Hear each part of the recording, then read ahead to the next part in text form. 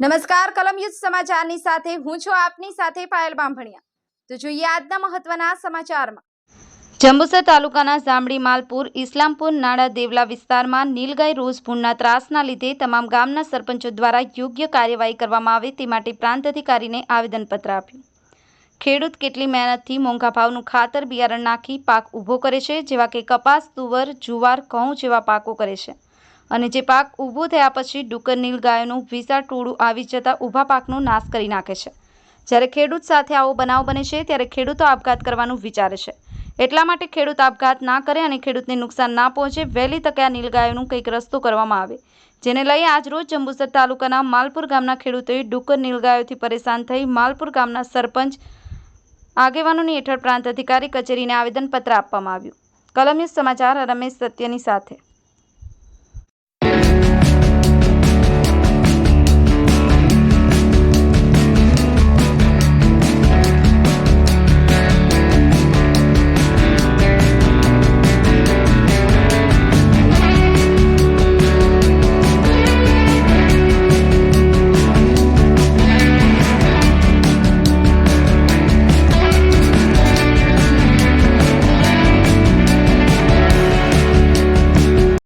સાહેબને અમે આવેદનપત્ર આપ્યા છે કે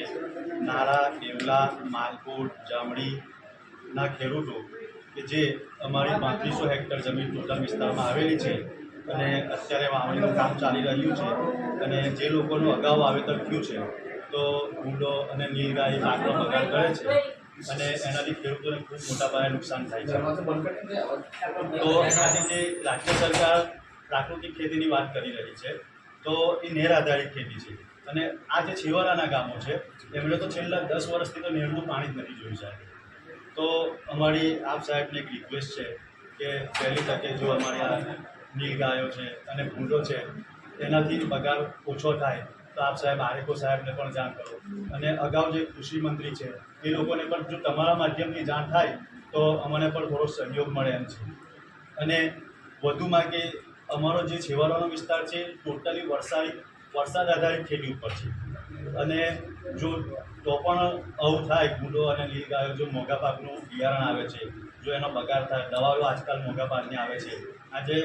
રાજ્ય સરકાર ડિજિટલ ગુજરાતની જો વાત કરી રહી હોય તો પછી અમારા ગામડાના વિકાસ માટે તો છેલ્લે મીંડું જ છે, નથી નેરનું પાણી અમને મળતું, નથી કોઈ અમે બાગાયતી ખેતી કરી શકતા, અમે ખાલી બસ ફક્ત અને ફક્ત કપાસ અને ઘઉં છે, તુવેર છે એનું વાવેતર કરી શકીએ છીએ। તો અમારી આપ સાહેબને નમ્ર અરજ છે તમારા માધ્યમથી ડિપાર્ટમેન્ટ અહીંયા આજે અમે પ્રાંત કચેરીએ આવેદનપત્રો આપવા માટે આવેલા છે, જેમાં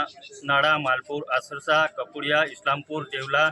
અને જામડીના લોકો અહીંયા ખેડૂત મિત્રો એકઠા થઈ અને આ રોજ અને ભૂંડ માટે જે ખૂબ જ મોટી સંખ્યાની અંદર ભૂંડ અને રોજ વસવાટ કરે છે, જે 200-250-250ના ટોળાની અંદર પાકને ખૂબ જ મોટું નુકસાન પહોંચાડે છે, અને એ ભૂંડ અને રોજ અત્યારે અમારી વરસાદી ખેતીની ઉપર આધારિત છે, અને જ્યારે અમારા ખેડૂતો એ મોંઘા ભાવનું બિયારણ દવાઓ લાવી અને એના ઉપર છંટકાવ કરે છે, પણ અત્યારે જે અડધા ફૂટનો કપાસ છે તે પણ જળમૂળમાંથી ખાઈ જાય છે, અને ખેડૂત ખૂબ જ ત્રાહિમામ પોકારી ઉઠેલો છે। અને આવા સમયની અંદર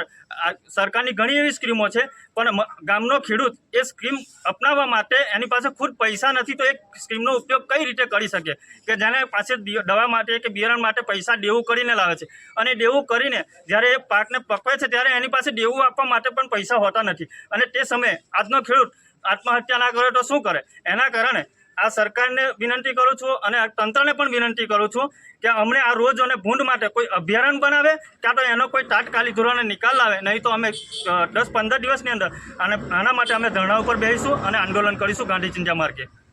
ઓકે।